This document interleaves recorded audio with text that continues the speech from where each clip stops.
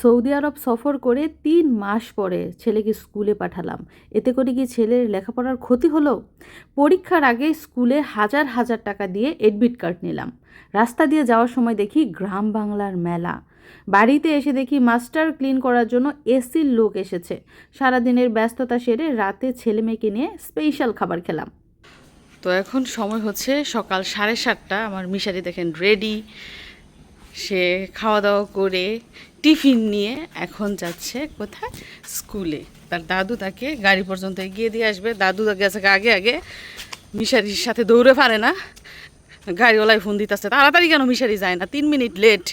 এই জন্য দাদু দৌড়াই আগে গেছে, মিশারি এখন পিছনে দৌড়াইবো। তো ছেলে যাইতেছে এখন 8টায়, স্কুল ছুটি হয় 2:30টায়, কিন্তু তার বাসায় ফিরতে ফিরতে বাজে 4টা কি 3:45। কারণ গাড়ির ভিতরে যতগুলো স্টুডেন্ট থাকে সবাইকে পৌঁছায় দিয়ে সবার লাস্টে মিশারিকে পৌঁছায়।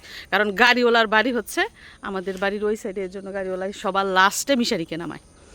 তো ছেলেকে সকাল 7:30টায় স্কুলে পাঠিয়ে এখন 10:30টায় কি 11টায় আমি যাচ্ছি ছেলের স্কুলের দিকে, রিকশায় চড়ে মুক্ত বাতাস খেতে খেতে।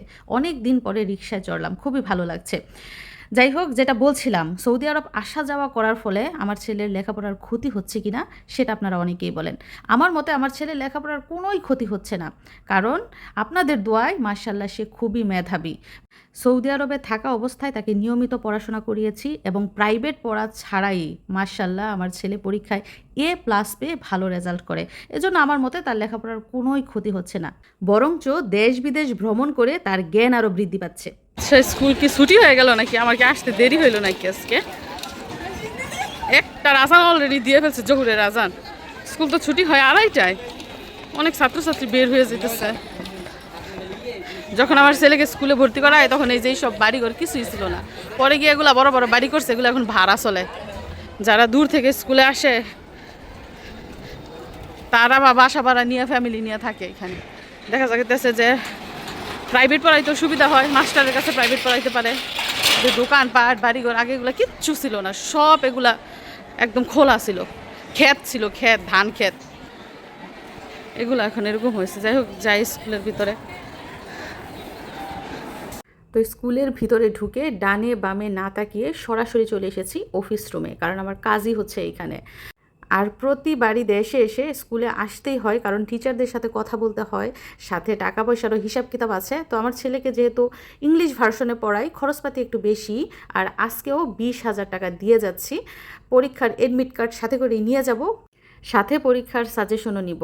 আর এখন যেহেতু দুপুর 1:30টা বেজে গেছে, ছেলের সাথে হয়তো বা দেখা করা হবে না। যদি টিফিন টাইম হতো তাহলে দেখা করতাম। আর আপনাদেরকে আরেকটা বিষয় জানিয়ে রাখি, আমরা সৌদি আরব থাকাকালীন অবস্থায় প্রতিটা টিচারের সাথে কিন্তু যোগাযোগ রেখেছি এবং কোন দিন কী পড়া পড়িয়েছে সবই কিন্তু আমার হোয়াটসঅ্যাপে পাঠিয়েছে।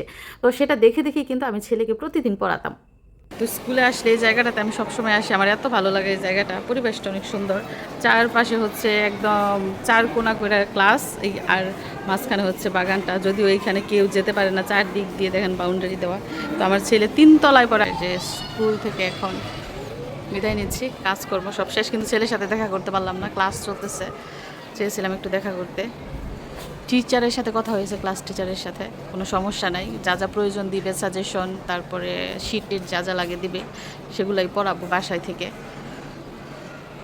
তো এই যে ছেলের এডমিট কার্ড সাথে করে নিয়ে যাচ্ছি, পরীক্ষার আগেই সব বকেয়া বেতন ক্লিয়ার, কিন্তু ছেলের সাথে দেখা করতে পারলাম না, আফসোস। আমি বলেছিলাম মিশারিকে যে বাবা আজকে তোমার সাথে দেখা হবে স্কুলে, আমি তোমার স্কুলে যাব, কিন্তু ছেলে হয়তো বা অপেক্ষা করছে যে মা আসবে, কিন্তু আমি আসতেছি না।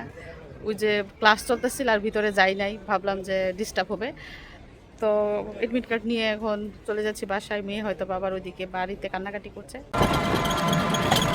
শীতল পরিবেশে মুক্ত হাওয়ায় পথ চলছি, আশেপাশে হচ্ছে সবুজ আর সবুজ।